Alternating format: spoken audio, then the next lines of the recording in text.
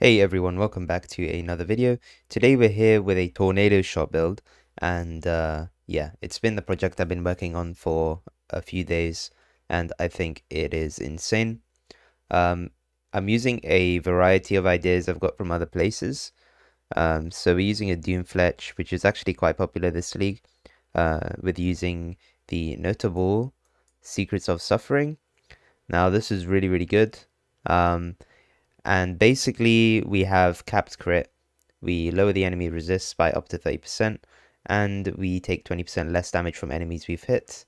Now, how we actually hit those numbers, because getting like the maximum element effect of those things, like 15 flat crit, 30% scorch, which is minus 30 res, and 20% sapped, which is 20% less damage taken, it's very difficult because your hits have to be huge. Like your actual hit needs to be really huge for that element to get affected by your hit and scale that high.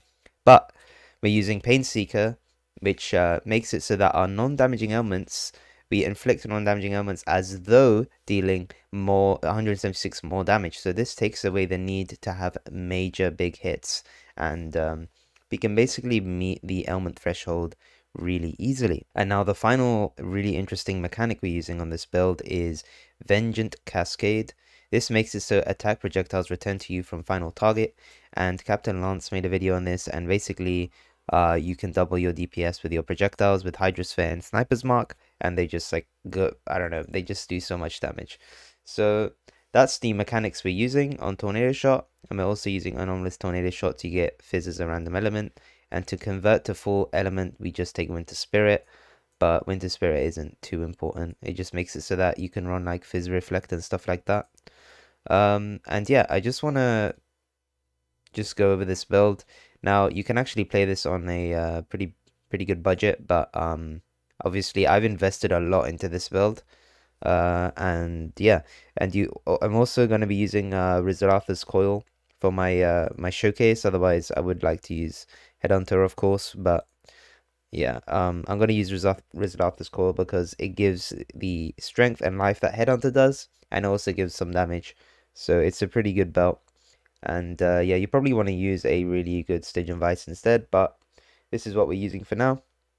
And yeah, I don't really want to go too much into the gear because it's less important compared to the actual mapping. And the one thing I will note is that we're using an Ascendancy chant, which has Culling Strike, Sniper's Mark, Hydrosphere, and we enhance the Sniper's Mark to get the 6% increased damage taken. So yeah, let's get into it. I don't want to spend too long on this video because I'm actually going to make a build guide for this build, so don't worry about that. And yeah, let's get into it.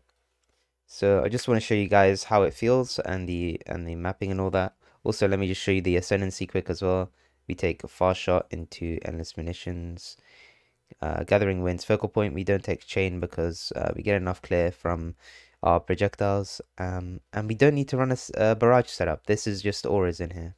So let me show you guys what this build is all about. It's pretty cool.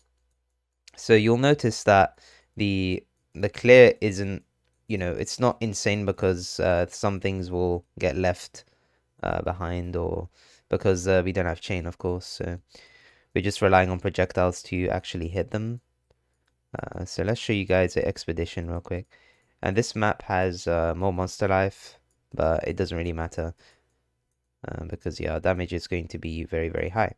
So let's just do this expedition quickly. So you can actually not run a lot of expedition mods.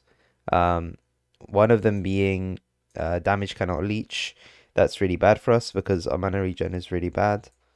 Another one we can't really run is any of the immunities apart from Fizz and Chaos. We can run Fizz and Chaos, but we can't run like immunity to Lightning, Cold, or Fire because it lowers our damage substantially and has a chance of... Oh, actually, I don't think it ruins Trinity, but it definitely feels bad to run that. So as you can see, we're pretty like safe because we're using fast shot. Most of our damage comes from like actually playing far away. So it's so safe to just be far away.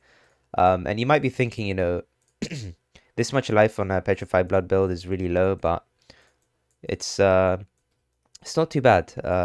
You know, I had a bit of struggles with survivability early on, but I've managed to fix it now. When you hit around 5k total HP, it feels kind of fine. And the reason we're low life is to scale the bloodthirst, because bloodthirst scales your fizz based off your max life. So scaling life actually gives you damage, which is, you know, is very really nice. It's like one of my favorite mechanics in this game because you can scale defenses and offenses at the same time. So I'm just rushing to the boss here because I want to show you guys the boss DPS, and I think it's quite insane how good it is. Now, we do have King of the Hill, so it's kind of weird on this boss, but it's really good. The damage is really good, and on a Conqueror, because they don't move around with King of the Hill, it feels even smoother. So yeah, I think this build is really cool. I'm gonna give you guys a build guide soon. It's gonna take me some time to make it, maybe a couple of days, but yeah, I think it can be played on a budget too. I did play it on a budget myself because when I initially started the build, I didn't know if I wanted to invest that much. But now I have invested several exalts into it, and it feels really, really good. Um, and yeah, I'll let you guys know. Let me know what you guys think of this build as well. And yeah, I'll see you guys in the next one. Bye bye.